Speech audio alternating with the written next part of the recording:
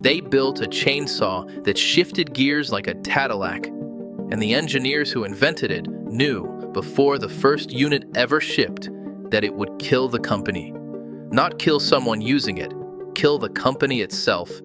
The Poulan XXV, automatic transmission, 2-speed planetary gearbox mounted inside a 23-pound chainsaw running at 8,000 RPM. You'd squeeze the throttle, the saw would spool up, feel the load in the wood, and shift itself mid-cut. No other manufacturer tried it.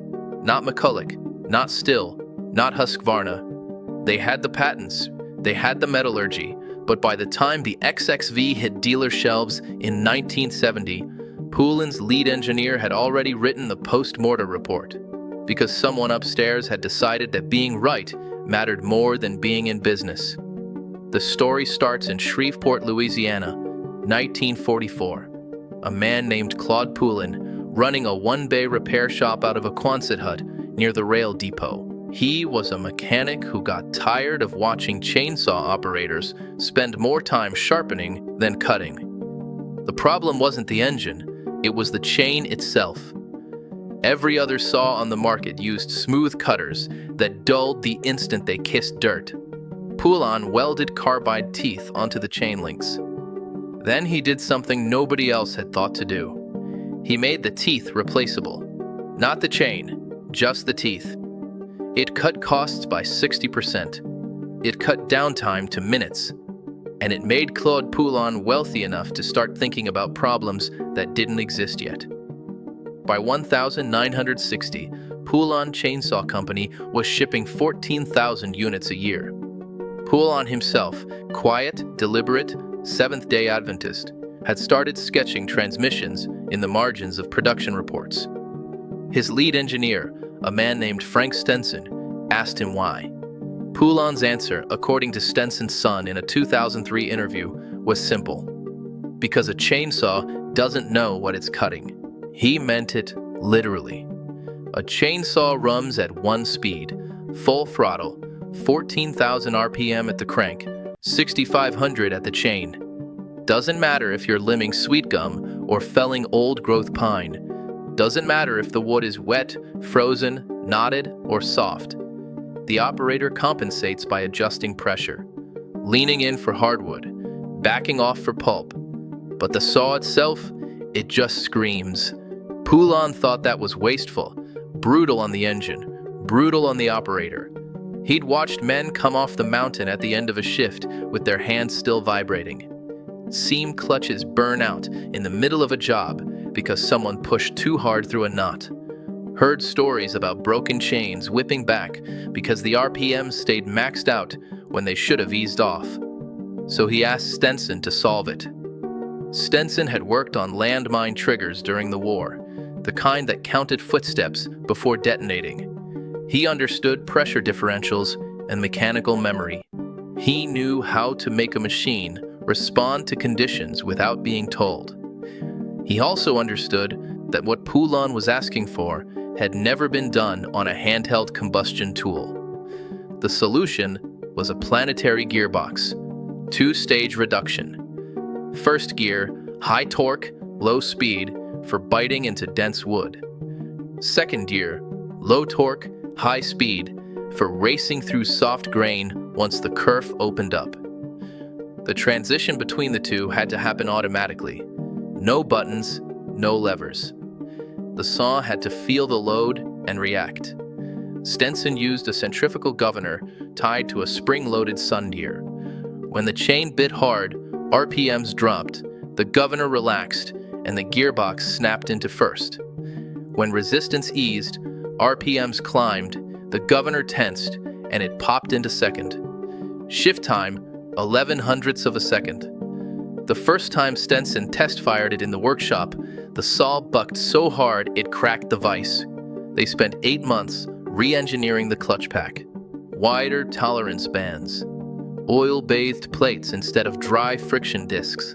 Stenson brought in a transmission specialist from a tractor manufacturer in Baton Rouge. The guy spent 2 weeks just mapping the torque curves, trying to find the exact moment the shift should engage without shocking the drivetrain. By March 1969, they had a working prototype. 23 pounds dry, automatic oiling system, anti-vibe handles, and a transmission that shifted smoother than most truck gearboxes. Poulan himself ran it for 6 hours straight in a stand of loblolly pine. When he came back, he didn't say a word. He just set the saw on Stenson's desk and walked out. Stenson thought he'd failed. 3 days later, Poulan authorized full production, 5,000 units, dealer network across the South and Pacific Northwest, marketing budget that dwarfed anything they'd ever spent. The Poulan XXV, the only automatic chainsaw ever sold to the public, and the saw that, within 18 months, would nearly erase the Poulan name from the industry. Let's talk about what it actually felt like to run one, because the men who used them in the field didn't describe it the way you'd expect. You'd pull the starter. The engine would catch, sharp, high idle, smelling like bar oil and nitro mix. You'd thumb the trigger lock, squeeze, feel the saw climb to full song. Then you'd touch the chain to wood, and the saw would hesitate. Not stall, hesitate. Like it was thinking. The RPMs would drop. The chain would slow. And then, just as you started to wonder if something was wrong, you'd feel a mechanical click somewhere deep inside the housing, and the chain would lunge forward. Torque, immediate. The saw would pull itself into the cut. Once the kerf opened and resistance dropped, it would shift again. A smooth metallic snick, and suddenly the chain was flying. High speed, low effort, the bar skating through soft wood like it was foam. One logger in Oregon told a trade magazine it felt like the saw was alive. Another said it felt wrong. "I don't want a saw that thinks," he said. "I want a saw that obeys." That quote appeared in Timber West magazine, April 1971, 3 months after the XXV went on sale. By then, Poulan had already received 47 saws back from dealers, not for repair, for return. The saws worked flawlessly. Fuel consumption down 11%, cut speed up 18%. Operator fatigue, according to Poulan's own field tests, reduced by nearly a third. But the operators hated them. Not all of them, but enough. The problem wasn't mechanical, it was neurological. A chainsaw operator develops a rhythm. Throttle, pressure, angle, reset. It's tactile. Your hands know when the chain is cutting, when it's binding, when it's about to kick. The XXV interrupted that rhythm. It shifted when it wanted to shift, not when you expected it to. And for men who spent 10 hours a day holding a screaming blade inches from their femoral artery, that split second of unpredictability was unbearable. One operator in Washington State said he could feel the shift coming, but never quite predict it. Like waiting for a sneeze. He returned the saw after 2 days. Dealers started calling it the Haunted Poulan. Not officially, not in print, but if you worked a saw shop anywhere between Tacoma and Texarkana in 1971, you knew what it meant. By mid-1972, Poulan had moved fewer than 1,800 units. They'd projected 5,000 in the first year alone. Stenson went back to the engineering bench, tried to add a manual override, tried to dull the shift points so they'd feel more gradual. But Poulan, Claude himself, refused every modification. Because in his mind, the XXV wasn't failing, the market was. And that's when the real damage started. Poulan Chainsaw Company wasn't privately held anymore. In 1965, Poulan had sold a controlling stake to Baird Industries, a conglomerate out of Shreveport that made everything from oil derricks to lawnmower blades. Baird's vice president of operations, a man named Carl Estes, had hated the XXV from the beginning. Not because it didn't work, because it was expensive. The gearbox alone cost $43 to manufacture. A standard Poulan clutch assembly cost $11. The XXV retailed for $279. A comparable single-speed Poulan sold for $195. Margins were thin, returns were high, and Estes had projections showing that every unsold XXV was costing the company money just sitting in inventory. You know where this goes. In September 1972, Baird pulled the XXV from production. No announcement, no press release. Dealer inventory was bought back at cost and quietly disappeared. Poulan, Claude Poulan, the man whose name was still on the building, wasn't consulted. He found out when a secretary handed him the memo. Stenson's son says his father came home that night and sat in the garage for 3 hours. Didn't say a word, just sat there with a wrench in his hand, staring at the tool board. But that's not where the story ends, because the engineers knew the XXV would kill the company for a reason that had nothing to do with sales. It was the patent.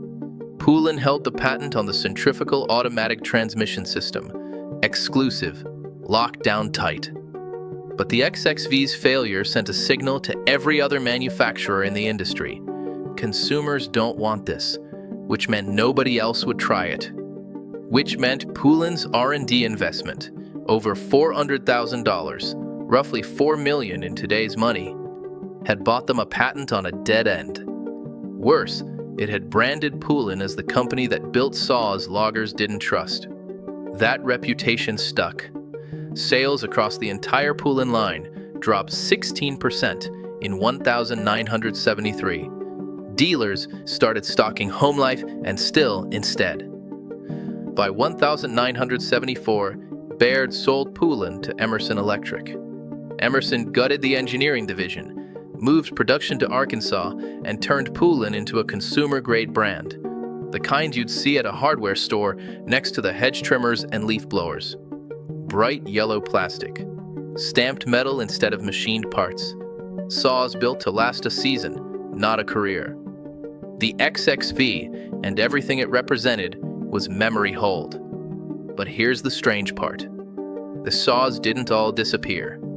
A few dozen XXV units stayed in circulation, bought by the kind of operator who liked being the only guy on the crew with something nobody else had. And they ran for decades.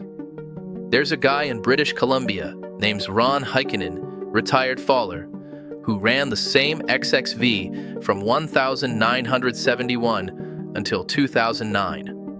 38 years. He rebuilt the gearbox twice, replaced the piston rings 4 times, but the transmission itself never failed. He said once you learned its rhythm, you couldn't go back to a regular saw. Felt like driving a manual after that, he said. Everything else was just dumb. Heikkinen told a story about working a salvage job in the early 80s. Crew of 6 fallers, all running top-shelf Stills and Husqvarnas. New saws, fast saws, and every one of them stopped to watch when his XXV shifted mid-cut through a Douglas fir. One guy asked if it was broken. Heikkinen just smiled and kept cutting. Today, a working Poulan XXV sells for anywhere between $800 and $2,000. Not because it's rare, because it's impossible. The gearbox requires a specific viscosity oil that hasn't been commercially produced since 1979. The sun gear is machined to a tolerance most modern CNC shops won't touch, and the spring pack in the governor assembly has a failure rate that starts climbing sharply after 500 hours. Parts don't exist.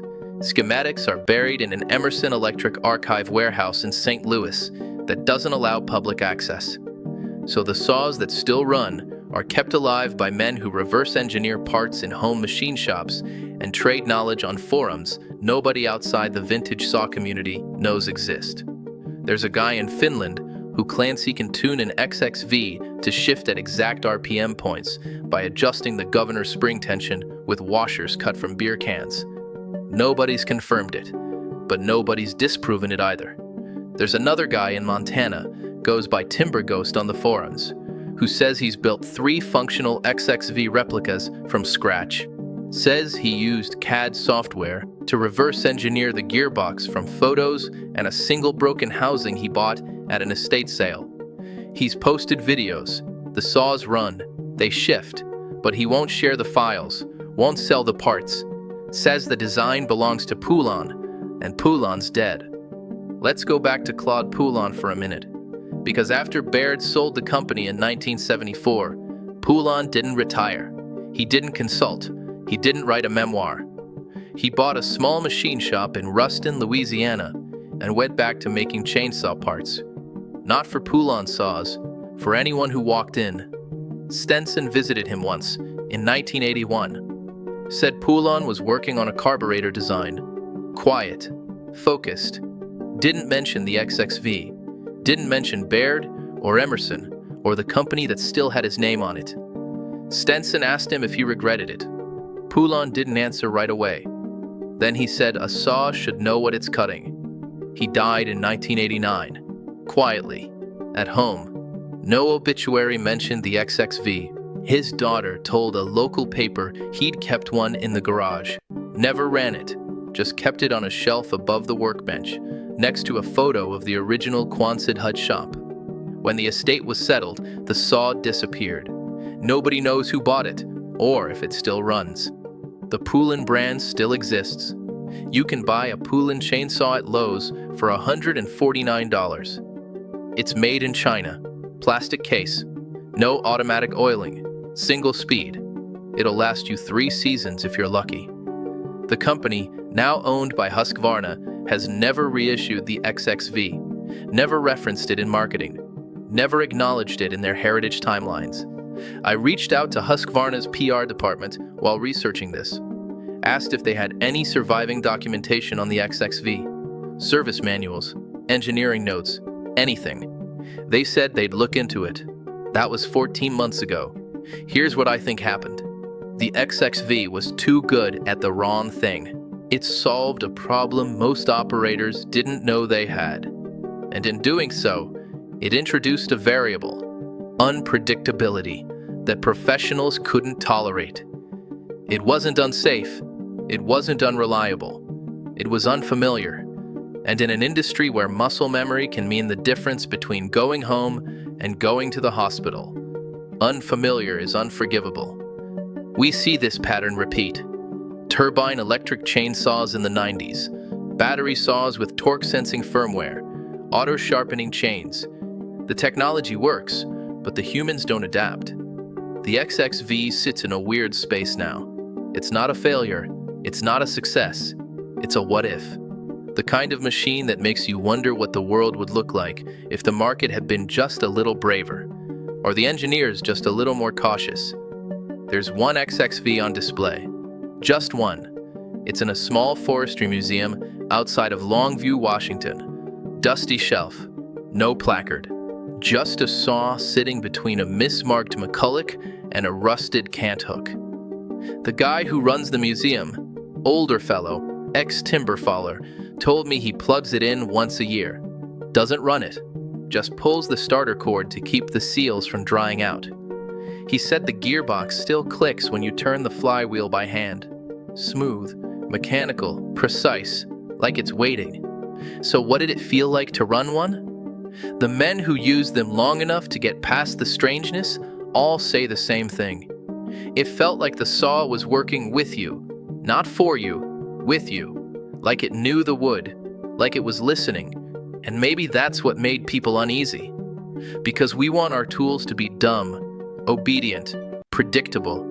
A saw that thinks even a little stops being a tool, it becomes something else. So what happened to the last 25 units? Most are in private collections. A few are still working. A handful were scrapped when their owners died and families didn't know what they had.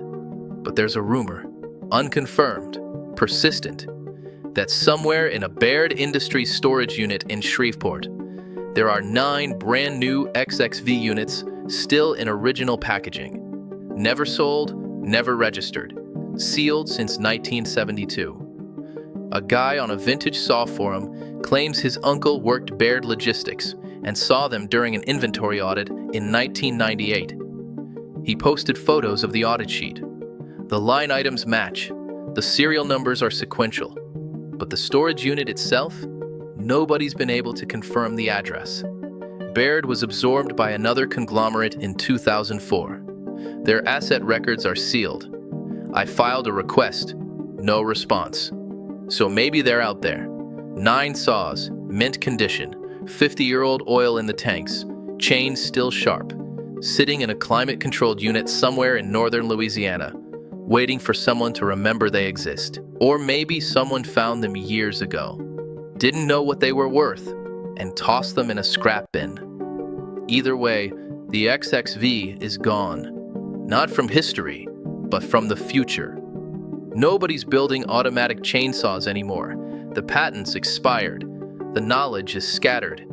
And the market, the same market that rejected it 50 years ago, has moved on. But every once in a while, you'll see a video.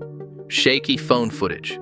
Some guy in Norway or Michigan or New Zealand, standing in a woodlot, holding a boxy yellow saw with a weird bulge in the engine housing. He'll thumb the throttle. The saw will spool up. And then, mid-cut, you'll hear it. A click. Smooth. Confident. The chain surging forward like it knows what it's doing. And in the comments, someone always asks the same question. What the hell kind of saw is that? But if you know, if you've spent enough time in the corners of the internet where old loggers and tool archaeologists trade stories, you already know what you're looking at. You're looking at a machine that was supposed to change everything, and instead, it changed nothing, except the men who ran it. And nobody at Husqvarna will tell you why.